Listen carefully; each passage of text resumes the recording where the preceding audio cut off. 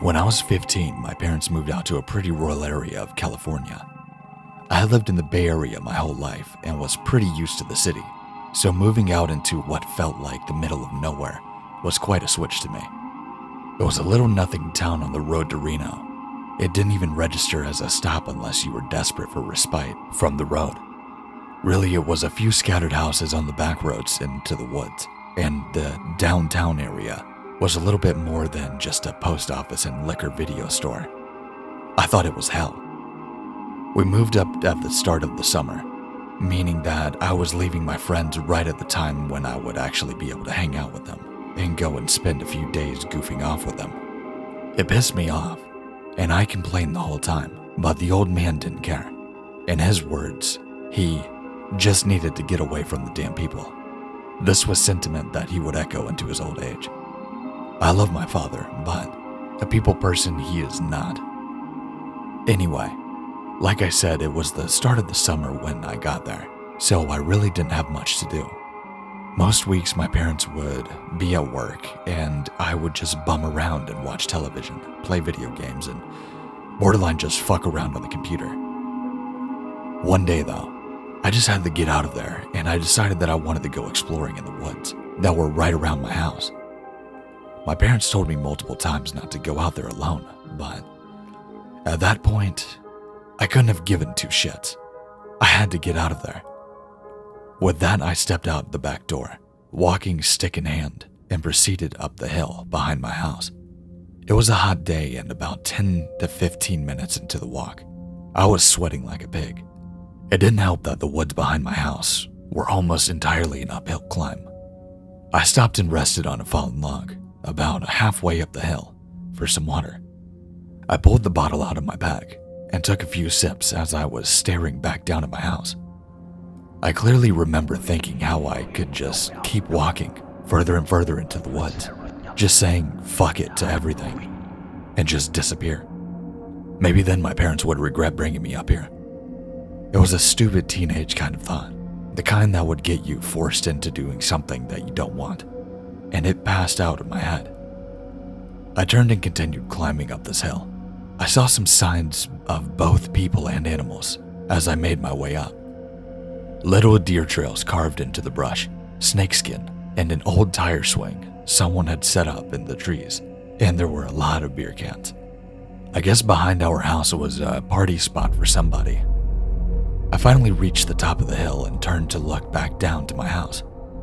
It was quite a ways away, and I thanked gravity that the way back down was going to be so much easier. I shuffled over to the other side of the hill and peered down to see what was on the other side. I pretty much expected to see more woods, but much to my surprise, I saw something else. About a quarter way down the hill was an old abandoned church built on an outcropping.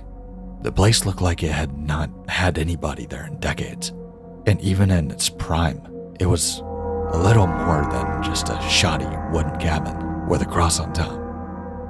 Me being 15 years old and bored out of my mind, figured I should just go check it out. So down the other side of the hill I went, trying to hold footing as I made it towards the outcropping. I reached the front of the church and stepped up onto the porch. A set of wooden double doors with silver crosses embedded in the front of them greeted me. I grabbed the rusty handles and pulled. The heavy door swung open and my nose immediately assaulted by the terrible smell. The best way I could describe it would be decay. The smell of rotting wood and flesh mingled together with the musty weight of the summer heat. I nearly gagged and my hands let go of the door, letting their weight pull them close. I turned away from the porch and stuck my head off the edge, trying to catch some fresh air. The smell made me feel like I was gonna puke. At this point, I should have walked back up the hill and headed home. Instead, I decided to power through it and check out the place. I grabbed my handkerchief out of my pocket and tied it around my face. It smelled like sweat since I had been using it to wipe my brow the whole walk up, but it was a damn better scent than the stench that came out of those doors. I grabbed the handles again and pulled once more. This time I was prepared, and I had the handkerchief around my face, so the smell didn't hit quite as hard. Not to say it was any way pleasant, but I could manage it. I stepped into the little church, and between the 2 rows of the pews that flanked either side, the building was small. There were only 3 pews on either side. One had been tipped over on the left, and another on the right had been upended and actually rested against the wall. The short walkway between the pews led to a slightly raised stage. It held a pulpit, which surprisingly still stood upright, and a table with candles on it. The table was a large crucifix. Jesus stared down from atop, the top blood leaking from his head and his wounded side. I walked down the aisle towards the pulpit. I could see where the stench was coming from, along with the mold that had overtaken the large amount of wood. There were multiple dead animals, and rotting on the floor between the pews. Mostly smaller animals like birds and squirrels. Maybe they had gotten stuck in there, but I also saw what looked like a fox staring up at me with empty eye sockets, sharp teeth grinning at me from its exposed skull. I shivered and looked away. I reached the end of the aisle and noticed my left what looked like a hatch that led down to the basement. Chains crisscrossed the top with a padlock holding them together. The chains weren't rusted, and the padlock looked relatively new. I suddenly felt very uncomfortable in there, coming to realize that someone else not only came in here, but felt the need to lock up whatever was in the basement from the outside. This was the second point where I should have just turned back around and gone back to my house. Instead, I approached the hatch, intent on trying to find out what was locked up down there. I pressed my ear to the wooden door and listened closely. I couldn't hear anything, but my mind ran through a million possibilities, pulled from my childhood filled with horror movies and stuff like that. I pictured some poor girl tied up down there, awaiting the return of the chainsaw-wielding maniac and her inevitable death. I decided to call down just in case, telling myself I was being brave and not stupid. "Hello," I yelled at the door. "Is anyone there?" I listened again at the door, but there was no response. But I could have sworn I heard a slight shuffle. At this point, I either lost courage or wised up, depending on how you want to look at it, and then I backed away from the hatch. I turned and started to walk quickly down the aisle, back towards the doors. I made it 3 steps, and the door swung open, and in front of me stood a disheveled-looking man. I froze, scared out of my mind that I just came into contact with a chainsaw-wielding monster from my mind. "Who are you?" he asked gruffly. "What are you doing here?" I tried to answer, but my voice froze in my throat, and my instincts told me to try to run past him and get out of there. Without a word, I broke into the fastest sprint I could muster. The man hunched down like a defensive tackle, ready to grab me when I passed. I tried to dodge out of the way, but he caught the back of my collar and pulled me back. I made an attempt to wiggle out of my shirt and slide free, but he reached around with his other arm and threw it around my neck before I could slip free. His forearm pressed against my throat, cutting off my hair. I struggled against him, punching him and kicking him with all the strength, but it didn't do anything. "You will judge your worth, boy," he said to me with a low whisper as the edges of my vision darkened. "He will decide your fate." With those words, my sight went black and I slipped into unconsciousness. I woke up with my face in the dirt. My throat hurt and I choked out a cough, followed by a rough breath. It felt like I was trying to breathe through a straw. I looked around me and saw that I was laying on a dirt floor in a room lit by a candlelight. Maybe a dozen or so candles were placed on shelves lining the stone walls. They lit up most of where I was, but I could see nothing else in this room besides support beams. I was in the basement of the old church. I got to my feet and scanned around my surroundings once more, looking for a staircase that led up to the church. I saw it just outside of the edge of the candlelight and headed towards it with the hope that maybe the psycho hadn't locked it up yet. Maybe I wouldn't be next for his chainsaw victim if I could just get out of here. That's when I saw it, stepping out of the shadows and into the light. I froze, my brain unable to reconcile what I was seeing with anything I knew. The only reaction I could muster was to back up away from it. It looked almost human, imitated as a long dead corpse though. Bones peered and poked out under the pale white flesh, making its longer than normal looking limbs look even longer. Its body was so hunched over that it was only slightly taller than me, but if it stood up on full height, it would reach at least 7 feet. Its body was hairless and naked, but I couldn't see any kind of genitalia between its legs. Cryptic tattoos covered its skin, a deep black color that stood out in the orange glow of the candles. Worst of all was its face. It looked as if it was drawn onto a bald head with a marker. At first I thought it was the eyes that were black, but I quickly realized that it didn't have any eyes at all. It stared at me through empty sockets. Its mouth looked a little more than a slit cut above its jaw, lipless and still. I wanted to scream, but could only produce a whimper. I felt like I was 2 years old again, and the monster I always feared was in my closet, finally stepped out and showed itself. I stumbled as I backed up and fell hard onto my tailbone, sending a pain into my lower back. The thing kept shoveling towards me, still staring with those empty sockets. I say staring because I somehow knew that that thing could see me, even with no eyes. Suddenly, the man shouted something from upstairs in the church. I couldn't make it out, but the thing turned around and looked up towards the hatch, as if it was going to respond to him. I could see 2 huge gaping wounds on the shoulder blades, opened and bleeding a black substance down its back. I tried to stand, hoping I could get to the stairs. I didn't know if it would work.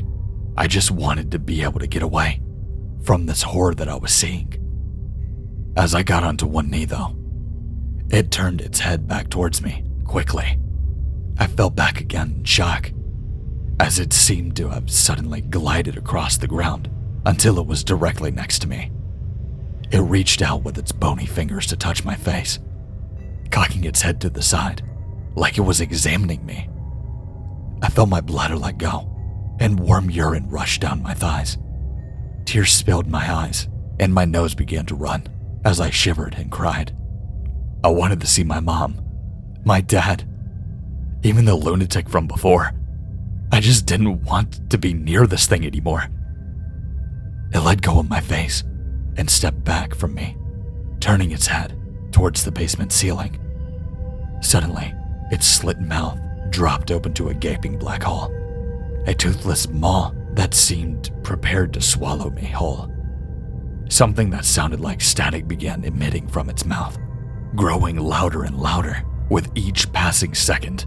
It felt like it was infesting my brain, driving out all of my thoughts and turning my fear to the sense of dread and panic. The best way I could describe what I was hearing was that it was oppressive. I tried to cover my ears, but it didn't help. For a few seconds, I didn't even realize I was screaming. All I could hear was a static. It kept growing louder and louder. I thought my eardrums were about to explode. My head was swimming, and a dizziness set in.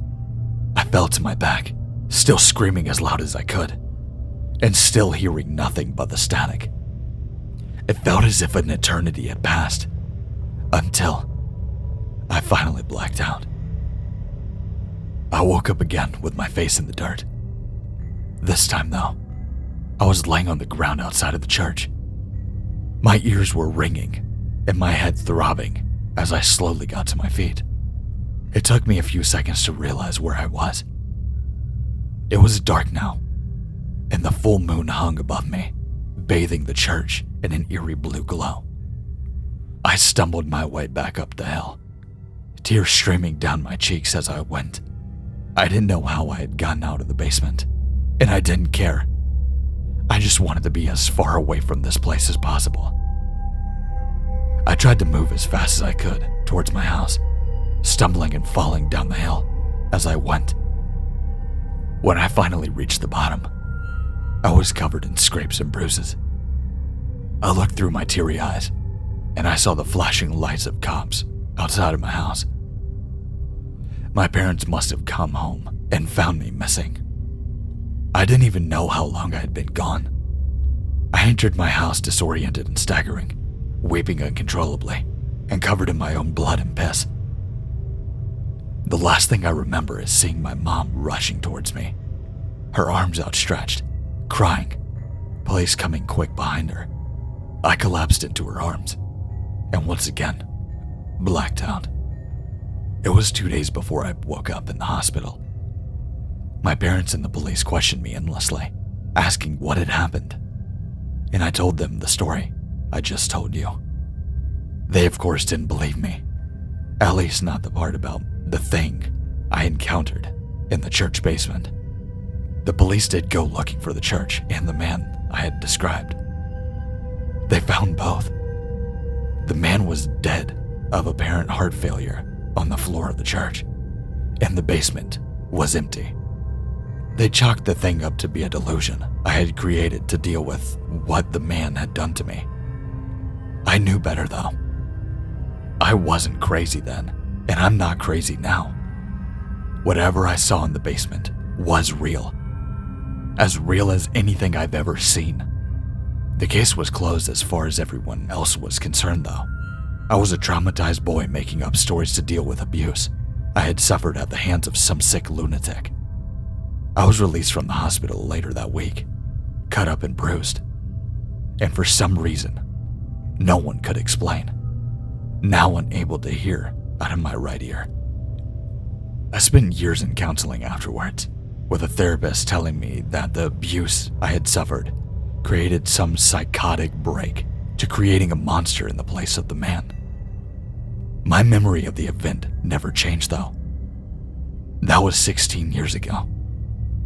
I've since moved back to the city and tried to live a normal life, tried to put it all behind me, tried to let it all go.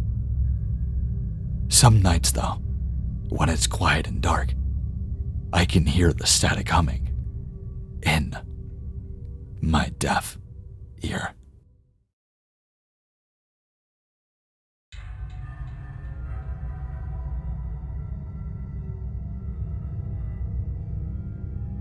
Thanks for watching. I really hope you enjoyed it. I'm trying to get back to my regular schedule, so hopefully this will be the first step into the tracks. It would be very nice. I'm getting really tired of not being able to post, and this is honestly like a really big deal to me. Especially even though I'm going through a lot, I've got to get these videos done. Like, I know that everybody's like, yeah, that's fine.